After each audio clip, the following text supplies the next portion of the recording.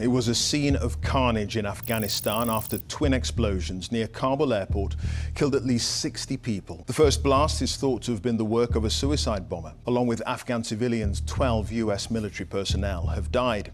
This historic moment, the last U.S. troops have withdrawn from Afghanistan, ending America's longest war. With the Taliban we pushed out in 2001 back in control of that country again. American uniforms and American equipment are in full control of Kabul airport today. The men inside them, however, are not U.S. citizens, but Taliban fighters celebrating victory over the force that swept them from power 20 years ago.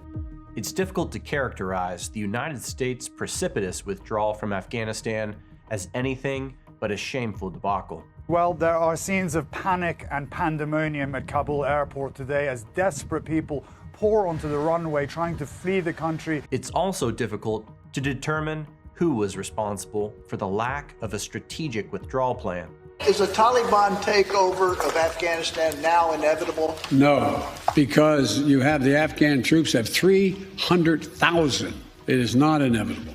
Criticism is growing over U.S. troops' chaotic exit from Afghanistan. The Taliban is emboldened today. They have found a new reason to cry death to America. That reason is Joe Biden. His foreign policy is not America first, it's Taliban first. Mr. President, listen carefully, and I'll say it slowly just for you. No man left behind. That's leadership. President Joe Biden typically blamed former President Donald Trump. Do you bear any responsibility for the way that things have unfolded in the last 2 weeks? I bear responsibility for fundamentally all that's happened. But here's the deal. You know as well as I do that the former president made a deal with the Taliban. When you take ownership of something, you cannot follow it with the word but, especially when you are the president of the United States and you are literally responsible for everything that happens. So you have to take ownership of it, take responsibility for it, and then you actually have to put a plan into action to solve the problem that has been created by you.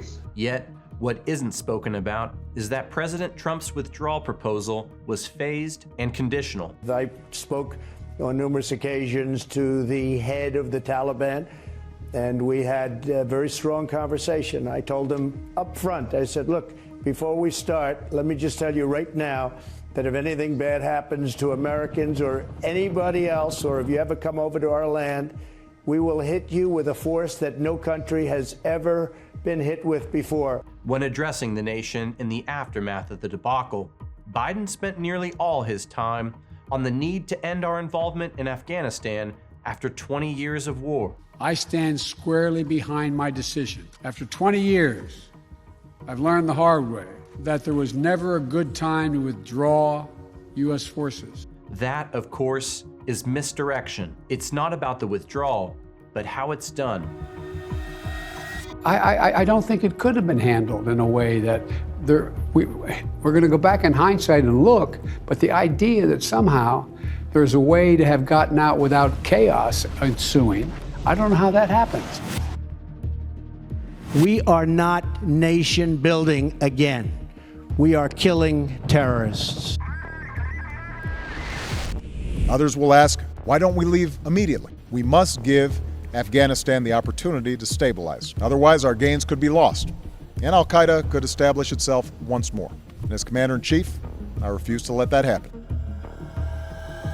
The United States has conducted an operation that killed Osama bin Laden, the leader of al-Qaeda, and a terrorist who's responsible for the murder of thousands. If you're going to provide sanctuary to the likes of Osama bin Laden, you are then going to accept the responsibility, in our eyes, for any acts he commits against the people of the United States of America, and you will face the full wrath. And the people who knock these buildings down will hear all of us soon.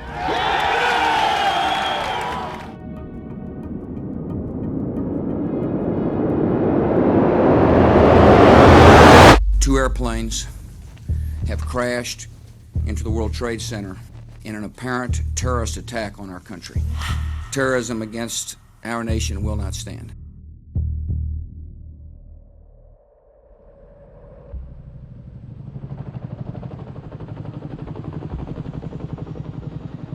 There was no perfect way to withdraw, but military experts agree that a team of operations officers should have been tasked with formulating a strategic withdrawal plan. First and foremost would have been the evacuation of all American civilians. Second, one of the core military strategies is to not leave anything behind that might be of use to the enemy. Everything you can't take with you is either burned or destroyed by combat engineers. Yet, combat engineers were not employed, and the Taliban is now the recipient of the war material left behind, material upon which America spent tens of billions during the war years. Estimates vary, but it is believed that the Taliban now owns over 100 US helicopters, more than 7,000 machine guns, over 3,000 Humvees, 36 planes, and countless forms of other weaponry. Uncle Sam is now the Taliban's quartermaster. Third, in a landlocked country like Afghanistan, the last thing you'd abandon when evacuating is a secure, defensible airbase. The United States had that in Bagram Air Base, a 12,000-foot-long runway, all surrounded by walls, razor wire fences, and clear fields of fire. American forces abandoned Bagram Air Base in the middle of the night without even informing Afghan allies.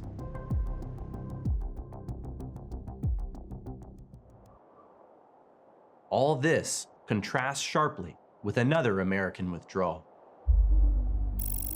which occurred in early December 1950, when 20,000 men of the 1st Marine Division found themselves surrounded by more than 120,000 Chinese Communist troops.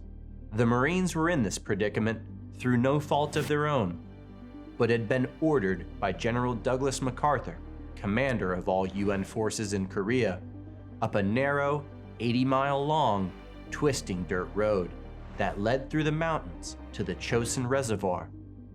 MacArthur's daring strategy had been based on the assumption that China would not intervene. However, undetected by American intelligence, Chinese troops had already sent more than 300,000 troops into North Korea, and 120,000 of them were moving into position to meet the approaching Marines.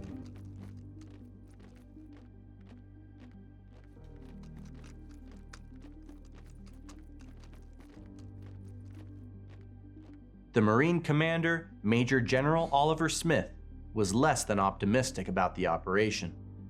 The only way up to the Chosin and the only way back out was the treacherous dirt road they were on.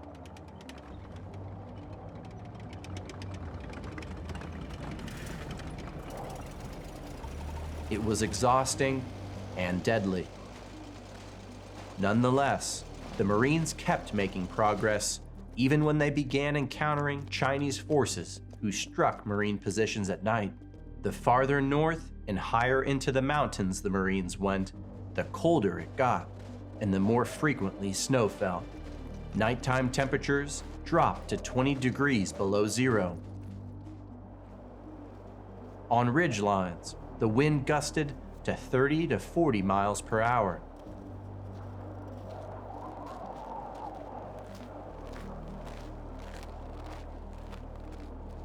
Weapons froze. Food and water froze.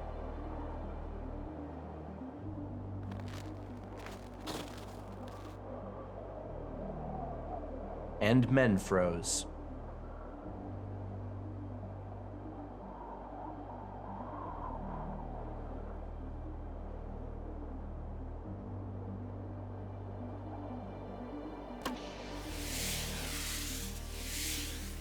On the night of November 27th, the Chinese launched everything they had at the Marines.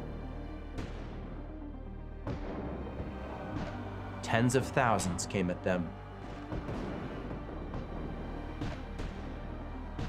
The Chinese outnumbered the Marines 6-1.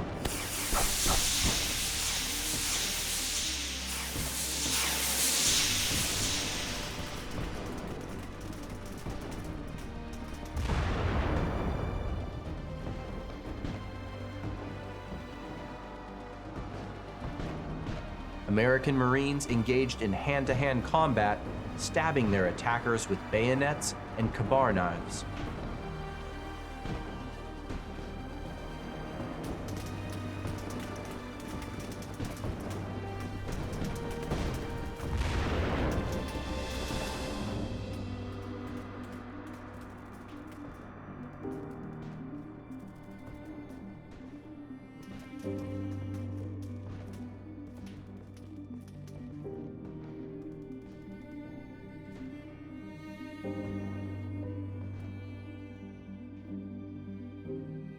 When the Marines got word that General MacArthur ordered all forces to retreat, they were in disbelief.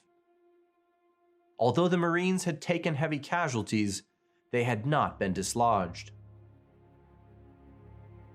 Since the Marines were surrounded, a withdrawal would mean fighting their way out.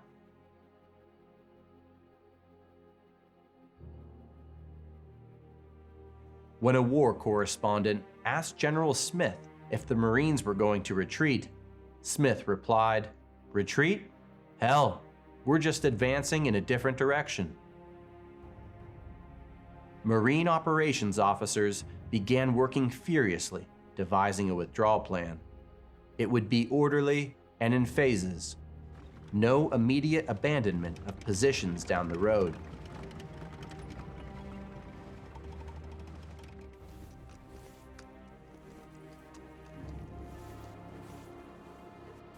From each Marine position, everything that could be of use to the Chinese was carried out or burned or blown up. The enemy would get nothing. Badly wounded Marines were carried to an airstrip that combat engineers had worked day and night to build and flown to safety. On December 6th, an order procession of Marines, artillery, trucks, tractors, and tanks began fighting its way through. 2 days later, the Marines fought their way through Funchilian Pass and the last concentrated Chinese attacks.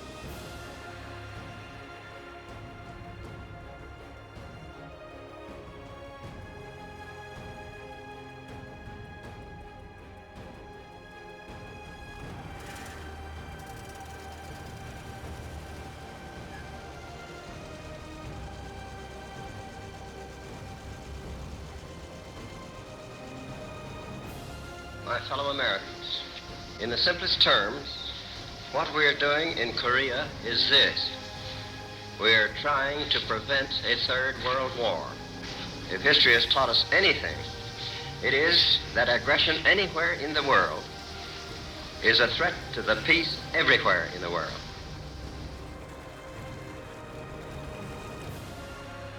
In Korea, one Marine division in the most dire circumstances fought 12 Chinese divisions in a well-executed withdrawal that left nothing behind for the enemy. Yet, in Afghanistan, in far better circumstances, we withdrew precipitously and left behind enough war material for a generation of Taliban fighters. It's worth asking the question, what's happened to our leadership between then and now?